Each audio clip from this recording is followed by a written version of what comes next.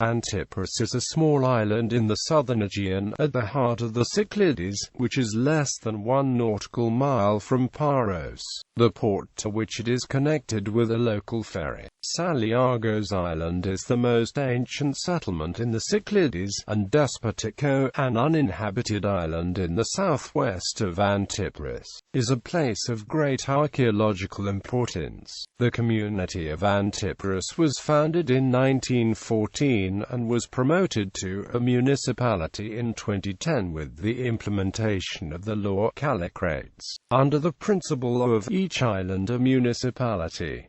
It occupies an area of 45.2 square km, including the island of Antiparos and Despotiko. It has, according to the 2011 census, 1,211 permanent residents and a density of 27 inhabitants per square kilometer. The island's economy is based on tourism, fishing, farming, and less on agriculture in the plains. It is known for its distinctive Cycladic beauty, with white houses, cobbled streets and beautiful flowers that thrive in the yards of the houses. It is a popular tourist resort in the summer for Greeks and European visitors, as well as land investors from the USA. The main settlement lies at the northeastern tip of the island, opposite Pounder on the main island of Paros, whence a ferry sails for Antiparos harbour. The historical centre is located in the Venetian castle of Antiparos,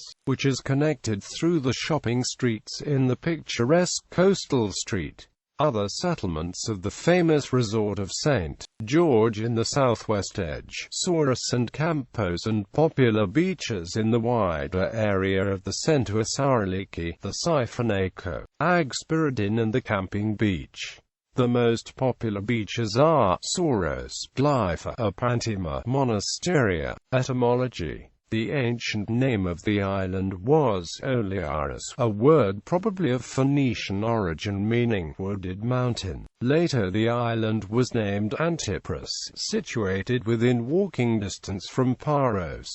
Geography and topography. The island of Antiparos is located 0.8 nautical mi southwest of Paros, separated by the Strait of Antiparos, known as Amphictyo. It lies 4.8 miles from the port of Parikia, from which the passenger ferry runs. The maximum length of the island is 7 miles from north to south, while the maximum width reaches 2.8 miles. The total area is estimated at 37 to 38 kilometers. And the highest peak, St. Elias, in the middle of the island, is at 308 meters. The main town is called simply Antiparos. Antiparos is a volcanic rock and dry climate with high moisture, and morphology favors the development of strong winds. The flowers thrive in the region are mainly bougainvillea that adorn the gardens, houses and shops. The morphology of Antiparos is characterized essentially flat, with many small hilly peaks, while the vegetation of the island is low. The island of Antiparos is surrounded by many small uninhabited islands with great historical and archaeological interest, such as Cemetery the Round, the Double, Snow, Revmatonisi, the Red and Black Turlos. Particularly well known in the international community is Despotiko, an uninhabited island west of Antiparos, where in recent years excavations of great archaeological importance have been carried out. Economy. The island economy is based largely on tourism. The income from visits to the cave of Antiparos form a very big part of the budget of the municipality. Most people work in the shops, restaurants and accommodation on the island during the tourist season from Easter to October, with the remainder funded by the employment service, or undertaking technical and manual jobs. The island's economy is also helped by agriculture and animal husbandry and fisheries. Since the 1970s and 1980s, Antiparos has become a popular holiday destination, particularly for nudists attracted by the remote and sandy beaches. The best known is the camping, or Theologians Beach, at the north of the island, opposite the uninhabited island of Diplo. The far end of the town beach is also nudist, as is the ferry.Saliagos beach.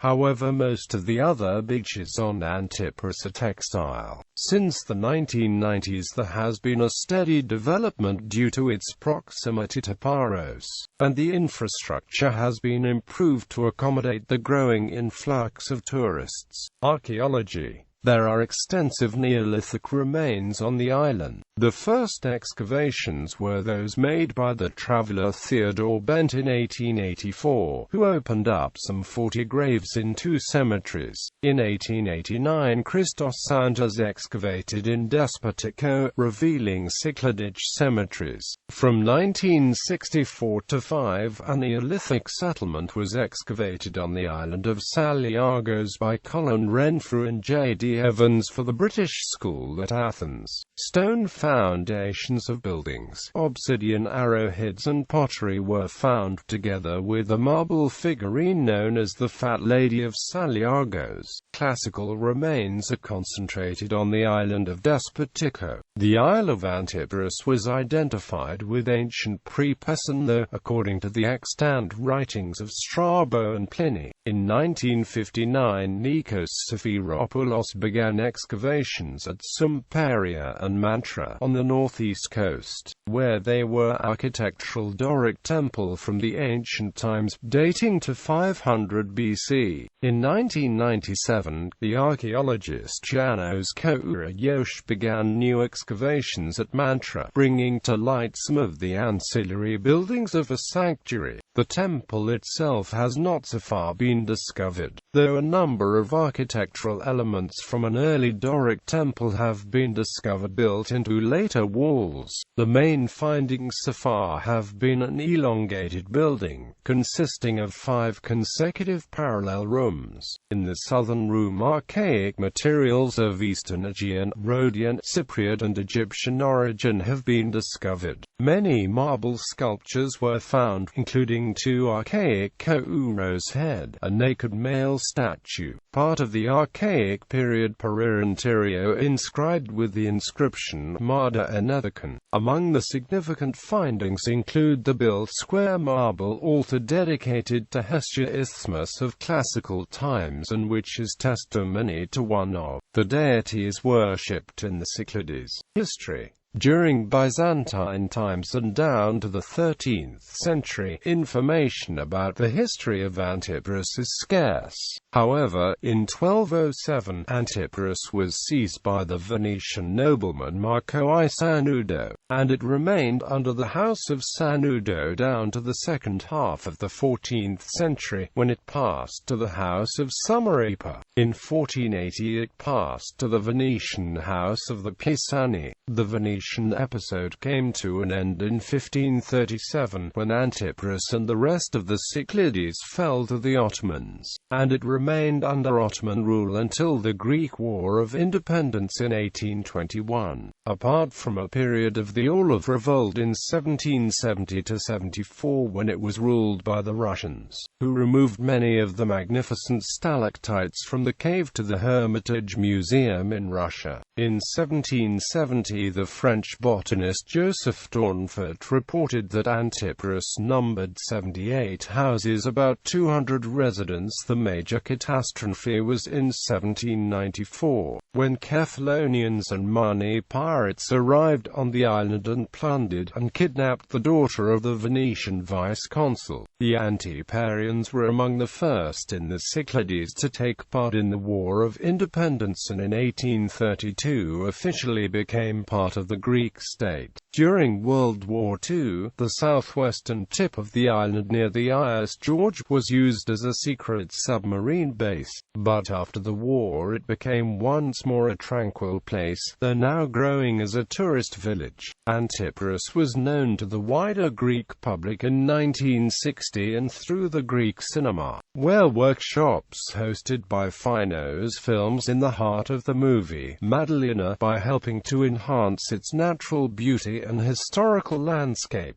Since then, the island became a popular tourist destination for Greek and foreign tourists in the summer, and the economy of the town started oriented tourism. Development. Architecture. The architecture, like all the Cycladic islands, requires strict regulations to preserve the uniformity of the Cyclades, which is composed of the typical white houses with blue doors and windows, yard and gardens decorated with bougainvillea and other flowers. Often these characteristics are consistent with the existence of stone or alleys of the neighborhood of the fences of the churchyard. The castle was built in 1440 and seems to have a very specific and unique style of architecture. The houses form a compact complex with 24 two-story houses forming the outer zone, while at the center there is a motta mound, till recently occupied by a water reservoir.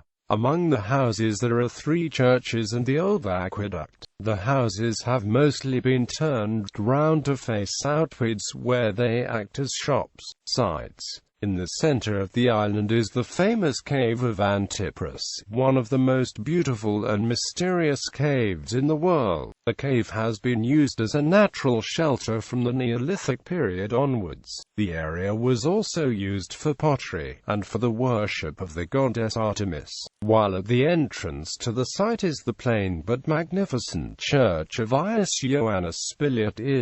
Signs and scratches on the stalactites and stalagmites attest to the passes, as the inscription on the altar of the generals of Alexander the Great and King Otto. The Cave of Antiparos. The cave is very extensive, and extends at several levels.